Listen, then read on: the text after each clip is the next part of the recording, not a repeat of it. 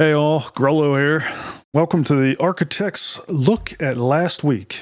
This is where I highlight interesting happenings or trends from the week prior, so let's do that. Let's dig into yesterweek. And last week, there was definitely a theme in the videos I found interesting. Or maybe, could I find any theme in any week? Probably. But this one I found last week. Are we regressing? And by we, I mean us, humans. Not that software that regresses every time you ship it to production. Write some damn tests, for God's sakes. As usual, I'm going to roll a few clips and we'll start chatting between and after. The first one is by someone I've never heard before, but this was linked on Discord and came out on Saturday, I think. It's by Technology Connection. Very cool channel. I looked at it for a little bit after watching this. So let's look at part of it here. Before that, though, I just want to say, I know in the most recent Q&A I did, the mic came up and some of the audio cutting and stuff was going on. I did want to say that I got the noisy equipment out, like I said I was working on. So I would love to hear from y'all, like, is it better? I've cut out like the noise canceling software that I was running, and now I'm just using like the active noise gate on my preamp and all that stuff. So I would really love to hear if there's an actual improvement. That would be awesome. Anyway, let's roll this first clip. I'm starting to see evidence that an increasing number of folks actually prefer to let a computer program decide what they will see when they log on, even when they know they have alternatives. Since this feels like a new phenomenon, I felt it needed a name. I've chosen to call it algorithmic complacency. Now, I recognize that I am stepping into a discussion that many people have had, and so I don't want to claim that this is an original thought or even an original term. But as I've worked to define and articulate it, I've come to believe that it's a serious problem that needs our immediate attention. Succumbing to algorithmic complacency means you're surrendering your own agency in ways you may not realize. And as the internet and real life continue to blend together, that can end very badly. Since I believe there's significant gravity to this topic, I want to present a convincing argument to you. Is that true for you? Be honest and let me know in the comments. I can definitely say that I use my home feed on YouTube a lot. It's my primary source of algorithmic content for me. I'm not really on any other social media platforms, I don't think. Nah. Nope. But I also use my subscriptions feed. Something he said elsewhere in the video. And again, I'll have all the videos that I reference in this video linked below, so definitely go dig into them. I watched this whole thing from Technology Connections on algorithmic complacency, and it was a really good watch. So go check it out. But elsewhere in the video, he said that only 3% of the people who watch his video, and this guy, he gets millions of views, right? Only 3% came from people's subscription feeds page. Like right below home on YouTube, you got subscriptions. That baffles me. I use that thing all the time. Am I alone? Does anybody else use it? Like I said, I use the home a lot too, but I definitely like go into subscriptions explicitly and look for like that blue dot that says, you know, somebody I'm subscribed to has a new video. I'm subscribed to people for a reason. I guess maybe some people are different. Like maybe they have hundreds or thousands of subs and they can't possibly keep on top of them. I really don't have that many. I have a few dozen. And the people I subscribe to, like I really do want to see what they're releasing. So I don't know. Maybe I watch YouTube differently than most, I guess. But I'm not sure this is entirely new either. I remember shortly after I met my wife was the first time I was looking into cutting the cord. That's what they called it, like cutting cable and going all like over the net. This was big back then. Like not a whole lot of people were doing it. Like it was just kind of starting to happen. Of course, today, like Seems like that's what everybody has done by now. But she was kind of sad at first to see it go. Even though we were paying like an exorbitant rate for cable, and at the time, like internet TV was much cheaper. I mean, times have changed, right? Like, I feel like we're just right back to where we were now. I mean, by the time you get all the different content subscriptions that you need to be able to watch all the shows you want, it's like the cost of an old cable bill. But whatever. But yeah, like I said, she was kind of sad to see it go. She said she liked just turning on a channel on the TV and just letting it play. Whatever came on, came on. You know, that was like the big change for her, was like having to like explicitly go out and find something to watch and pick it and play it. Like, to me, like, that's what I always wanted.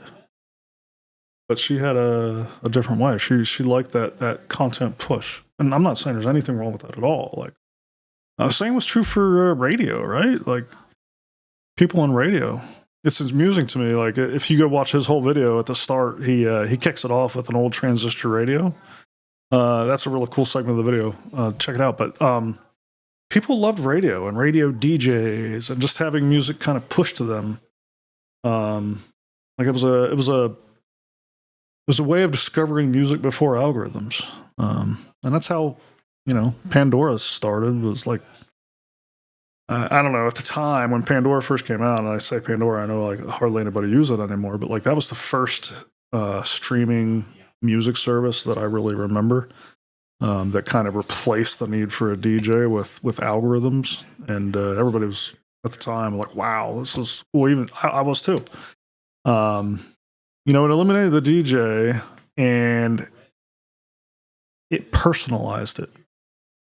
And for me, like, that's the biggest difference in the transition from radio and TV to Pandora and YouTube and all the other algorithmic curation. It's all personalized. The community aspect has been removed. Like, people used to talk about TV shows. The chance of someone watching the same thing that I watch now is pretty slim. Chance of us listening to the same new song, pretty slim. And maybe that's my age coming into play. I don't know, but algorithms, if anything, feel isolating to me. To me, anyway. And I'm sure that left to run amok, they could indeed chip away at your agency, which feeds into this next video. This one was released the week prior to this last week, but it just fits so well into the conversation that I had to include it. Have you ever heard of the movie Idiocracy? Roll it.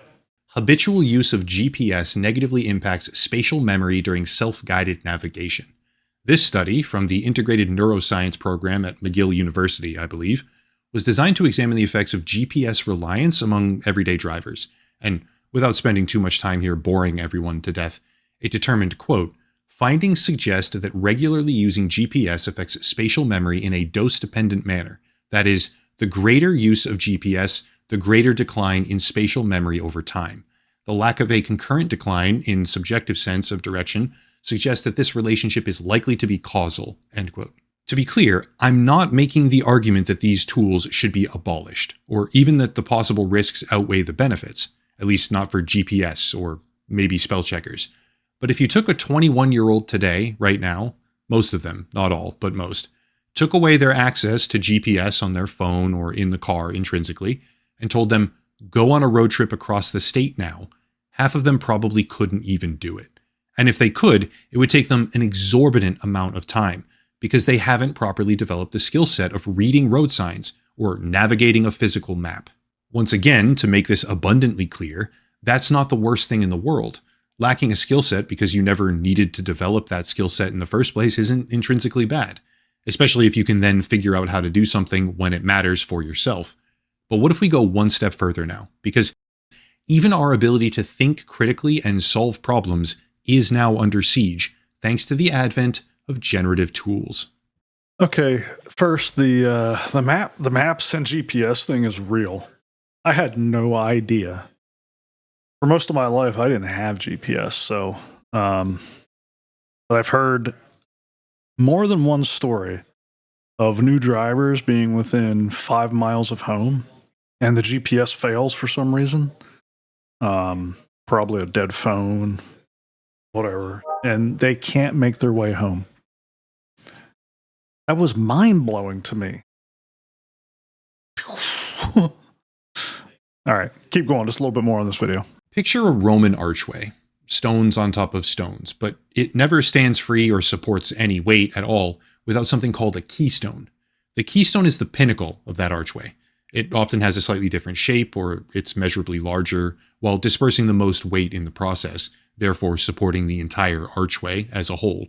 And critical thinking is the keystone of human cognition.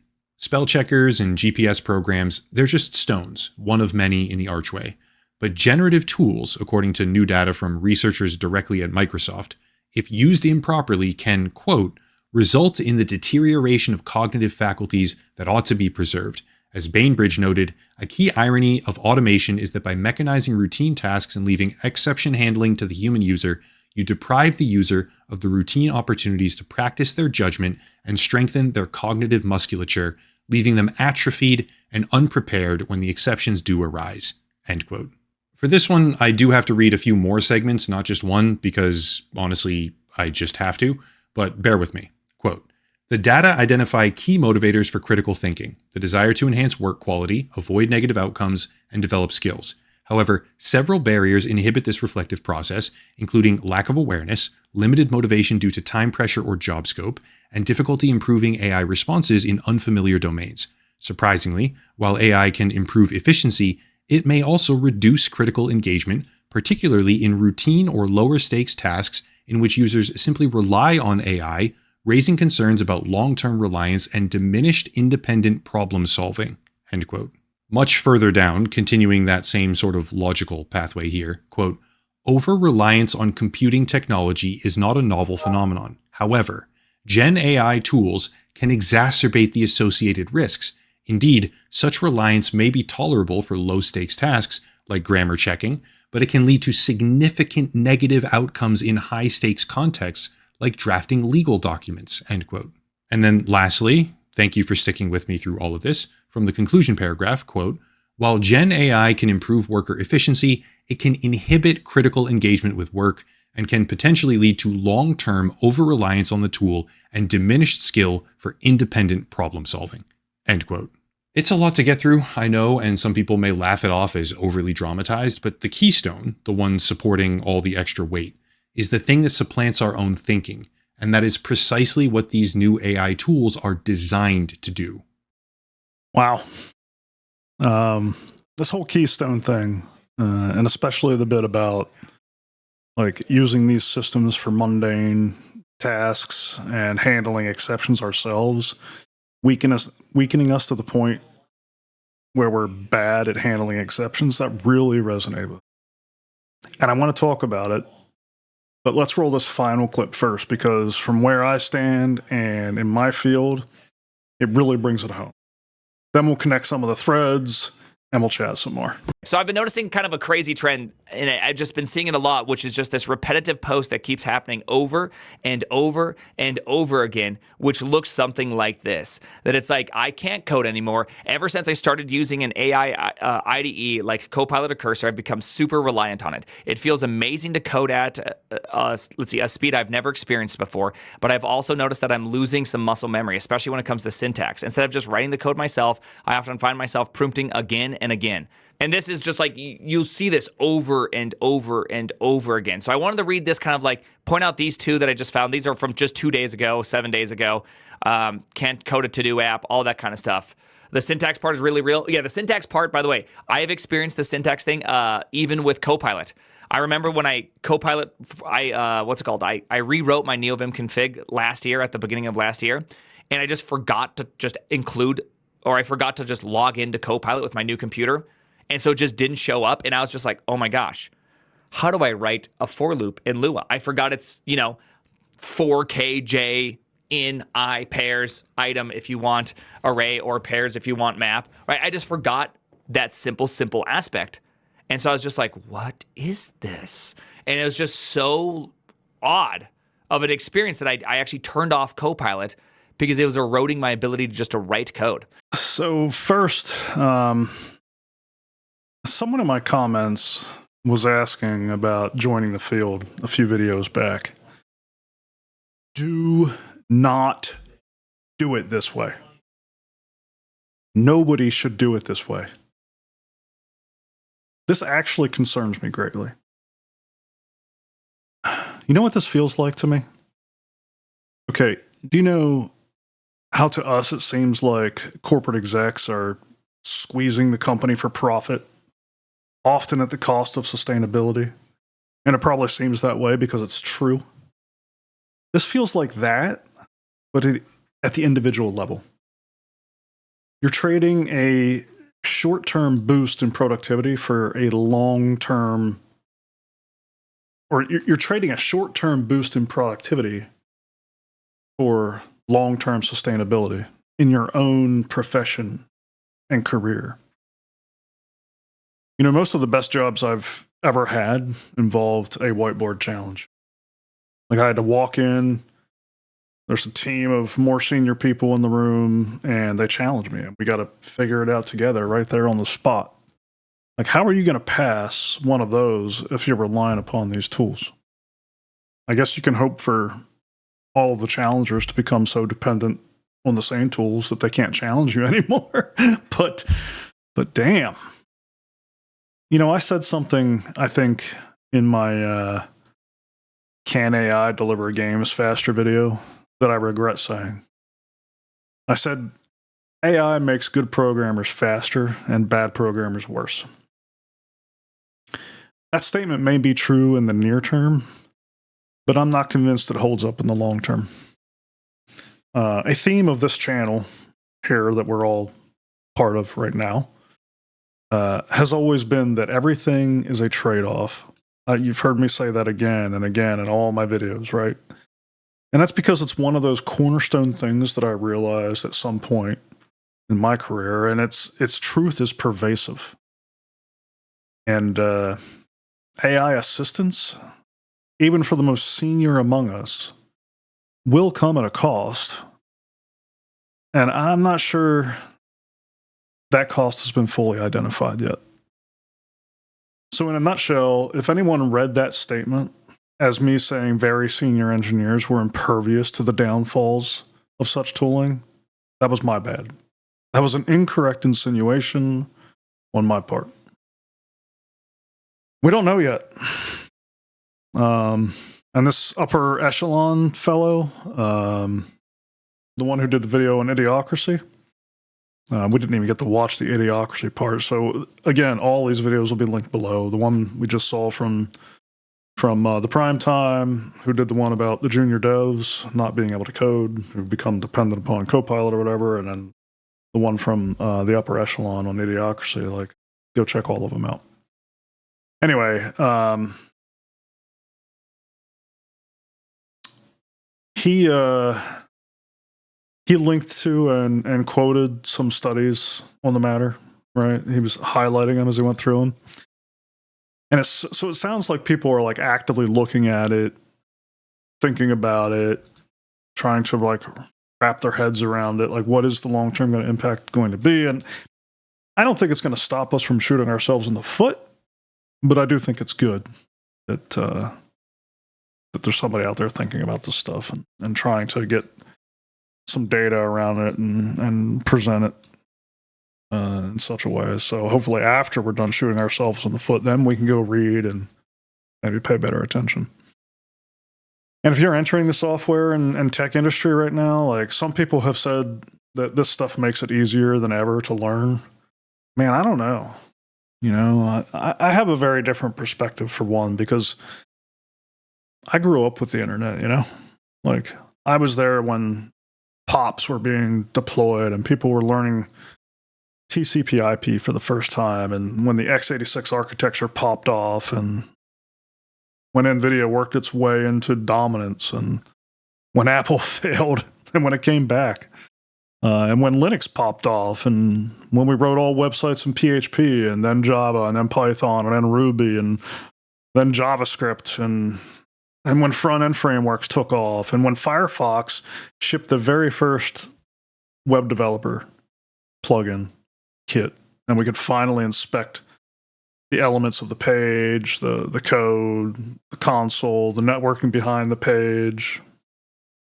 A lot of people don't know Firefox was first at that.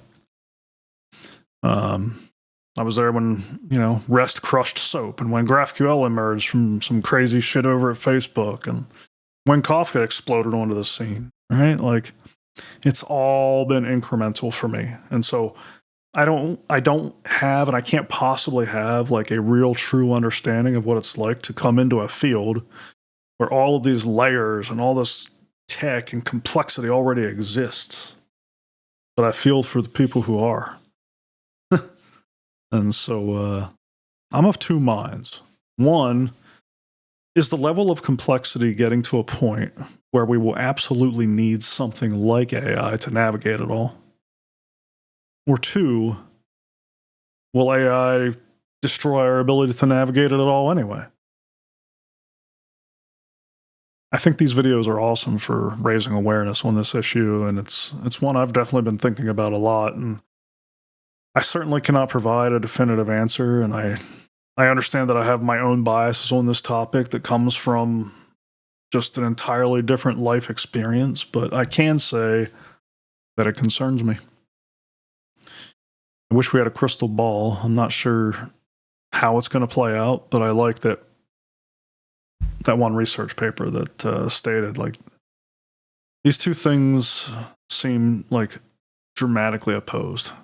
Needing a machine to help us understand the machine and retaining enough intelligence over the system in the process. Like, we can't just sit here thinking we'll be able to react to exceptions, because without doing the mundane, we won't be equipped, right? I think that was brilliantly stated in that paper. So back to entering the field, or any other field for that matter. Just love what you do, and do it with passion. Enjoy the journey. Touch the code. Really know it, Take your time with it. Don't feel like you have to fast forward through it just to meet the goals of some corporate overlord. That reminds me of another movie. Anyone seen Click with Adam Sandler? That one fits here too, pretty nicely. Dude just fast forwarded through all the mundane parts of his life and missed his life. Like, that was kind of the... I hope I didn't just spoil that for anybody. It's an old movie. Go watch it. It's amazing. All that is to say, like, don't miss the journey. It's too important. So whatever that requires, I don't know. Like, maybe you need to lock the AIs up and throw away the key for a while. Maybe not. Maybe there's another way. I hear a lot of people saying you can't be competitive without AI now, and I think that's bullshit. Anyone who becomes reliant upon it, I can 100% guarantee, will not remain competitive for long. Or do I have all this wrong? Tell me if I do in the comments below. I'm going to cut this rant off here, but there's so much more to discuss. I could probably go on and on and on this topic, but I'll save it for the comments. Let's dig in together. And take care. Rollo out.